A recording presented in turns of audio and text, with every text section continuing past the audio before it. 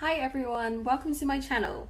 My name's Rachel and I'm going to be presenting a journal club on an article looking at the social determinants in health and the relationship between health outcomes and health choices. Feel free to leave comments and questions in the comment section below as we go along. Let's get started. The article that we will be looking at is titled Social Determinants of Household Food Expenditure in Australia, the Role of Education, Income, Geography and Time. So this article was published in the Public Health Nutrition Journal in 2018. So what was the aim of the research?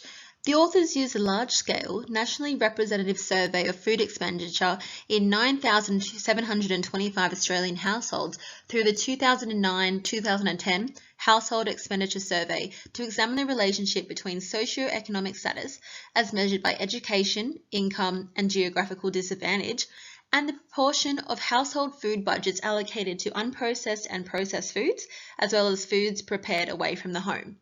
We're looking at the relationships for these unhealthy food choices. So in this study, we will be looking at two particular social determinants of household food expenditure. The first one is socio-economic status, and the other is time restraints. So what were the health inequalities that research identified? So they looked at how socioeconomic status gradients can be attributed to differences in time constraints in relation to food expenditure choices. So they had lower socioeconomic status, where they had less income and less education, versus a higher socioeconomic status, wealthier people with better education but more time constraints. The financial resources played a stronger role in education and knowledge or geographical availability of food in decisions about the allocation of the household food budget. The authors found that household income seems to be the most important correlate with food expenditure patterns once other socio-economic indicators are controlled for. Time constraints appear to explain some, but not all, of the adjusted socio-economic status gradients in food expenditure. Comparing home food consumption categories, processed and unprocessed foods, with foods purchased away from the home, takeaway and restaurant foods, shows that wealthier, more highly educated and least disadvantaged households spend relatively less of their total food budget on processed and unprocessed foods prepared at home, and more on foods processed and purchased away from the home at restaurants.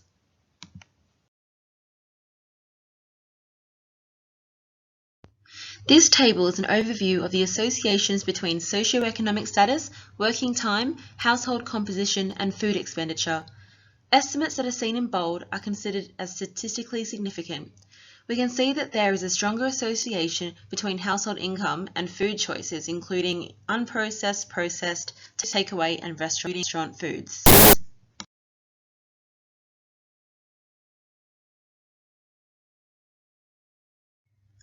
As seen in the previous table, there are strong relationships between socioeconomic status and food expenditure, and this is attenuated somewhat by controlling for time constraints. In particular, households with long working hours tend to exhibit similar expenditure patterns to those with high incomes. This suggests that there is a lack of time among wealthier households and explains part of their expenditure decisions. The results also showed that the lower socioeconomic households, they had an increased expenditure on fast foods and processed foods. So now that we've looked at the results, we must assess what is the quality of the evidence. The analysis reported here is limited in several ways. Total food expenditure is a combination of quantity and price, but it is not possible to determine the relative importance of each. For example, higher spending on a particular food items may reflect greater quantity or higher price options, for example branded versus unbranded products. Even if purchase quantities were known, this would still not be a perfect proxy for consumption, and more direct measures of healthy eating behaviours are needed. The unit of analysis is the household in general, and it is unlikely that food consumption and socioeconomic status and time restraints are evenly distributed across the household members. While the inclusion of takeaway in restaurant meals is a valuable addition to the analysis of dietary patterns, their respective nutritional values cannot be taken for granted given the diversity of foods on offer within both categories. In addition, the analysis would have benefited from direct controls of both time pressure and time poverty. So the type of analysis that was conducted in this study is confined to routinely measured socioeconomic status indicators, so it can't readily incorporate insights gained from qualitative studies regarding the socio-cultural factors that influence dietary choices. These would include the food's role in pleasure, family harmony, and social group identity, as well as the non-economic assessments of health risks, which are usually influenced by perceptions of the importance of health behaviours and attitudes towards healthy nutrition. Overall, though, the analysis did provide some indication that temporal factors can in fact mediate socioeconomic status gradients in food expenditure, and the results do show relationships correlated between these social determinants of health and food choices.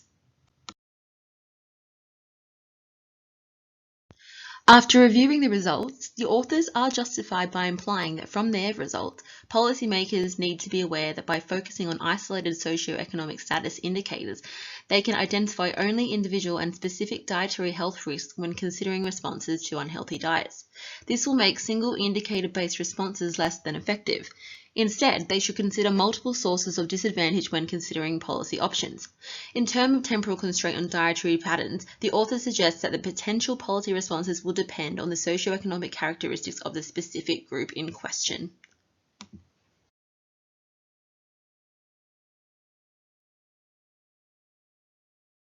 So health professionals can utilize these results by having a better understanding of how socioeconomic status and time restraints play a role in food choices.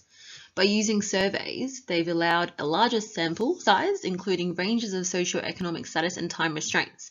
Survey-style data collection can be transferable to other settings. By examining these social determinants separately, this obscures some of the possible causal effects of disadvantage on healthy eating. When formulating policy responses to unhealthy diets, policymakers should consider alternative sources of disadvantage, including time pressure. However, further research still needs to be done to validate the results at an individual level.